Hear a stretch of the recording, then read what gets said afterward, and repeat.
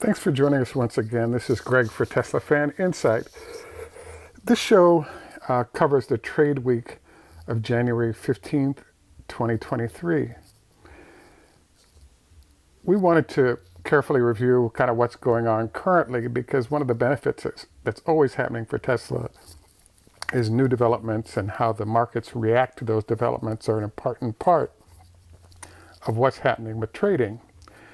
As we'll note, a preceding sort of trade activity that was major was the last, at the first of the month-ish, we got a production and sales numbers. And as you saw with those production and sales numbers, we had the reaction by the fast money guys, mostly hedge funds and individuals. Stock price fell, heading towards 100 almost.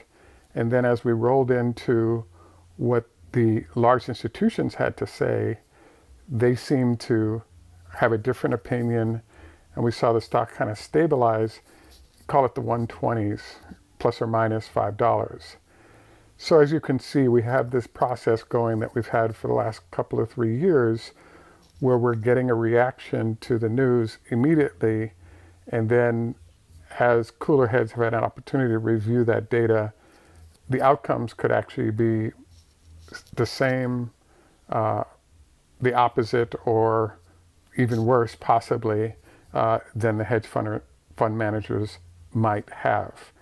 Now, this is actually extremely strange, you have to admit, and the reason is that most of the people who become hedge fund managers actually were previously working with large institutions as managers, and they leveraged that knowledge to sort of go out on their own and often find investing niches that are not already being implemented by the institutions. And one of those niches is obviously hedge funds.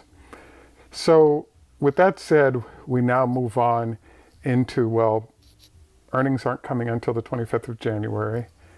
And the question mark that comes up is, what kind of trading trends are we experiencing right now heading into those earnings that might occur?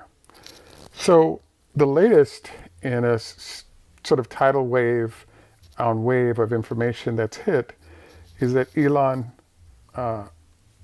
probably a month ago, publicly came out and said that the Fed was unnecessarily negative on the marketplace, therefore increasing interest rates, and those increasing interest rates were basically tanking the market.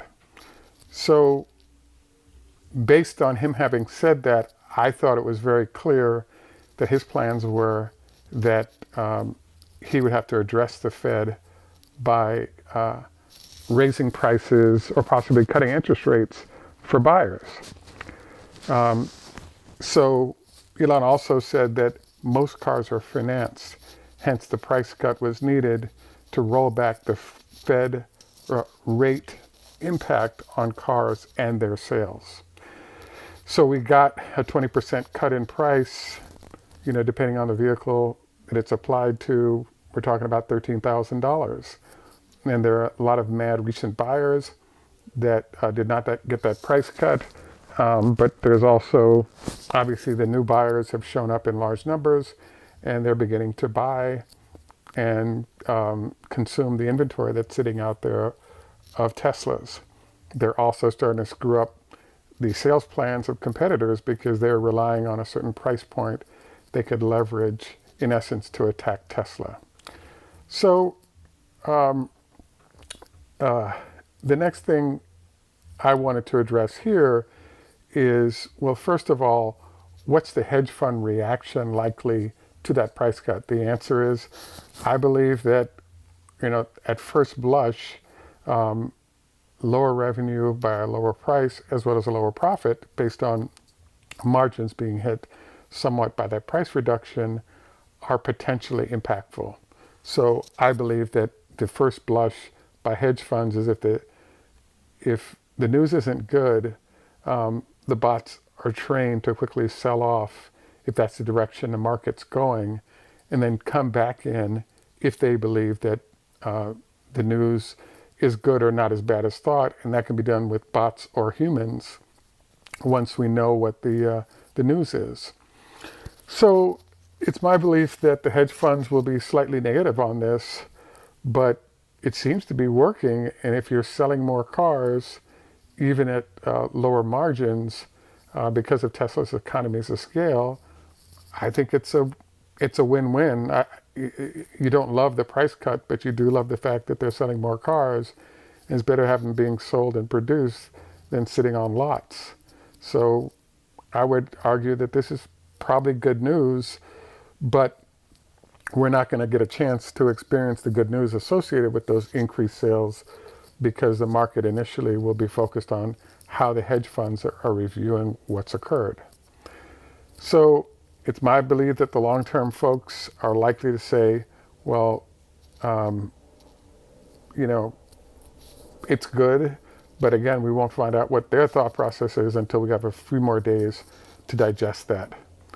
So as is usual for Tesla, we do have an issue of the start of Cybertruck sales that's been echoed by the production folks beyond what Elon might be saying. So this news also starts to affect how numbers are going to look for Tesla going forward over the next couple of weeks, because the short-term traders tend to focus on the next 1, 2, 3 months, whereas the institutions tend to focus on 1, 2, 3 years. And so if we do and are able to add nice numbers from the sale of Cybertrucks to the whole mix, I believe this suggests that we could start seeing the potential impact of the Cybertruck and more pronounced as we go forward over the next few months and those sales start. Don't be surprised if Elon says nothing about how many Cybertrucks will be produced and available in June, but let's just be thankful that we're getting to that point and the impact of those sales will occur. But I really don't think it's going to be a short-term mega blast for the stock. The one question I had about Elon's decision to cut the price is that when you had lower interest rates, 1, 2, 3%, that interest rate situation happens over time. And I think it adds up to more money over time than if you just gave a one-time price cut.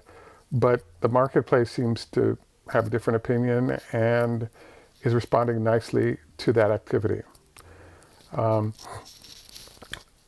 It is kind of a good decision by Tesla because there's still many competitors out there that still haven't brought vehicles to market in any numbers.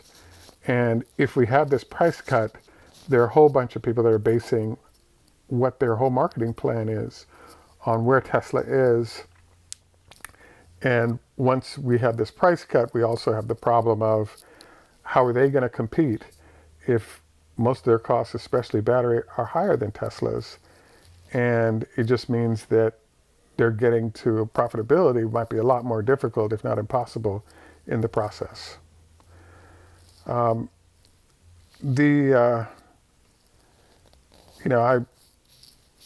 the firms that I've been observing is Aptera, and they're targeting that $30K price point for their three-wheeled vehicle.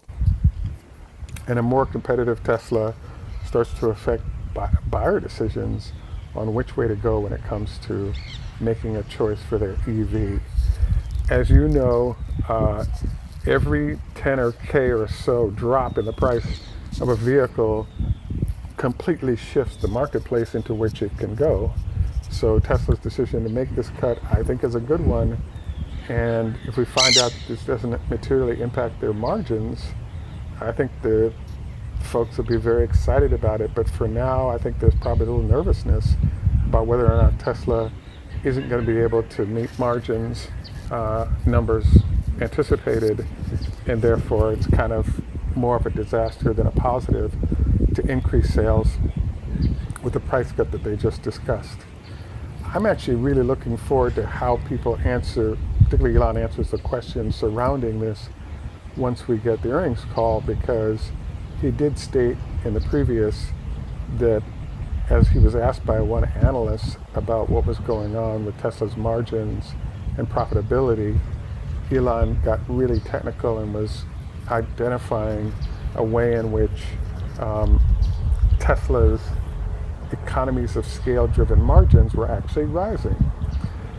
So overall, I believe increased sales despite lower margins is a good thing for Tesla. I don't think that the hedge funds will be thrilled about it, but I think the customers will be thrilled about it, and it'll allow Tesla to actually close out sales that might be going to competitors in places around the world. So I would suggest then that we have a shaky start of the week and that we head into a very nicely profitable part of the week for growth in price, maybe 5 or 10%, based on this new news. At any rate, we look forward to your comments on this, and this is the end of our discussion of Tesla and its trade week activities. Next, I'd like to move on to our health tips. I had a chance to meet a psychiatrist and then listen to a podcast about exercise. And I was surprised to learn he pointed out that 20 minutes of walking briskly or something of that ilk is a really overall brain function and body impactful dramatically, and is highly recommended. So I wanted to share that with you as our health tip for the day. At any rate, I want to thank you again once for joining us. This is Greg for Teslafaninsight. Tschüss, au revoir, lehitorod, hoda hafez, zdravствуйте, Russian, ni hao ma, Chinese, konbanwa, Japanese, hey do, Swedish. In Jamaica, we say enough respect, walk good man. Thanks for joining us. Have a great day, and bye for now.